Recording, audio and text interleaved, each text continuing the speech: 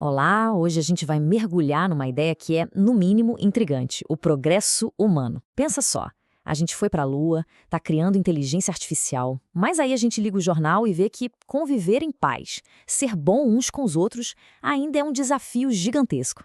É um paradoxo, né? Vamos tentar entender isso melhor? Essa é a pergunta de US$ 1 milhão, não é mesmo? Como é que pode uma espécie tão genial que faz coisas incríveis com a tecnologia ainda patinar tanto em questões que parecem tão básicas de moral e de ética? Essa contradição toda é o ponto central da nossa análise de hoje. E olha, segundo a nossa fonte de referência, a doutrina espírita, esse paradoxo não é bem uma falha no sistema. Na verdade, é uma característica fundamental do que se chama de lei do progresso. Vamos ver como essa lei funcionaria? Para começar a entender, a fonte nos convida a imaginar o progresso não como uma estrada única, mas como se ele corresse em dois trilhos, lado a lado.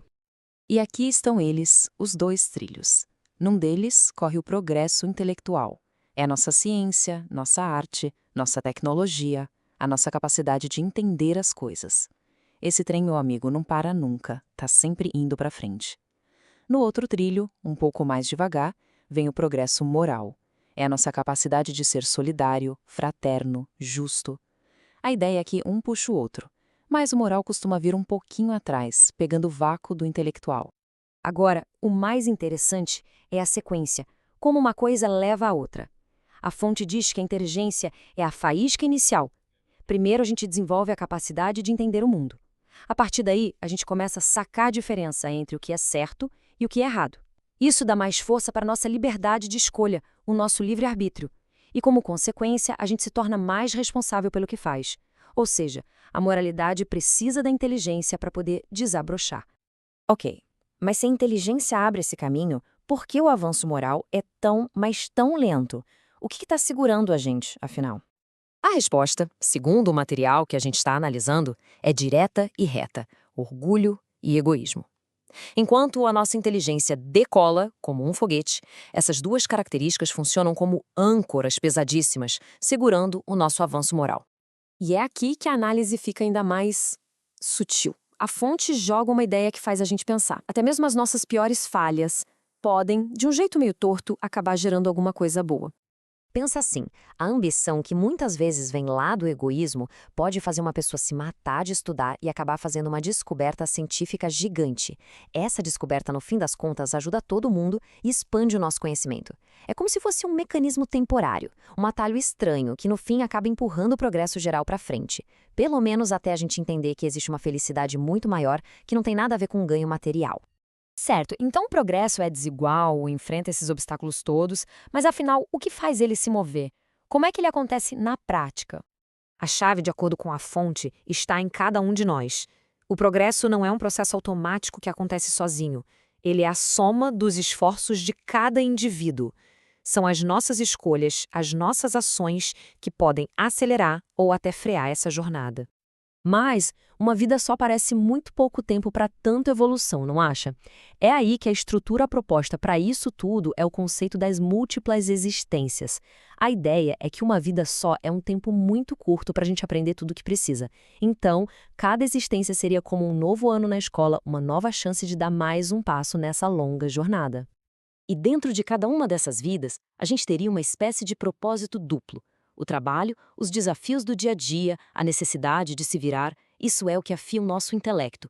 Já a convivência, o contato com as outras pessoas, com todos os atritos, alegrias e dificuldades, é o grande ginásio da nossa evolução moral.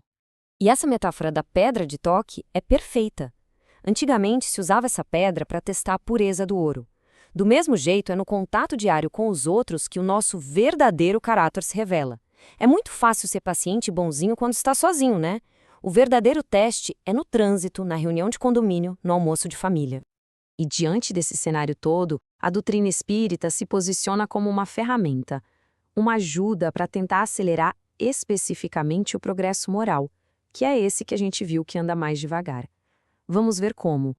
A proposta para dar esse empurrãozinho se baseia em 3 pilares. Primeiro, combater a ideia do materialismo, aquela crença de que tudo acaba aqui, no túmulo. Segundo, fortalecer a certeza de que existe uma vida futura, o que muda totalmente o peso das nossas ações de hoje. E terceiro, e talvez o mais importante, é promover a ideia de solidariedade universal, a consciência de que estamos todos, literalmente, no mesmo barco. E é interessante notar que, segundo a fonte, a própria difusão dessas ideias tem uma evolução.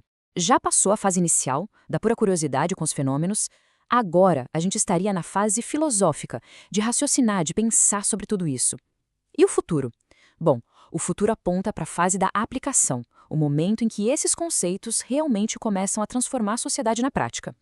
A fonte também já prevê que a maior resistência a essa transformação moral não seria um grande debate de ideias. A verdadeira luta, argumenta-se, é contra os interesses materiais e o nosso amor próprio ferido, ou seja, os mesmíssimos obstáculos de orgulho e egoísmo que a gente viu lá no começo.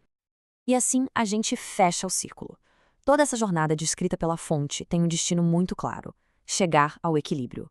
O grande objetivo da humanidade seria, então, alcançar o ponto em que a nossa bondade, a nossa empatia e a nossa sabedoria moral finalmente fiquem no mesmo nível da nossa impressionante capacidade intelectual. E isso tudo nos deixa com uma reflexão final, né? Quando a gente olha para o futuro, o que vai definir de verdade o sucesso da nossa espécie? Vão ser as nossas invenções e o nosso conhecimento acumulado, ou vai ser a qualidade do nosso caráter e o jeito como a gente trata uns aos outros? A fonte sugere que a resposta está na união das duas coisas. Fica aí a reflexão.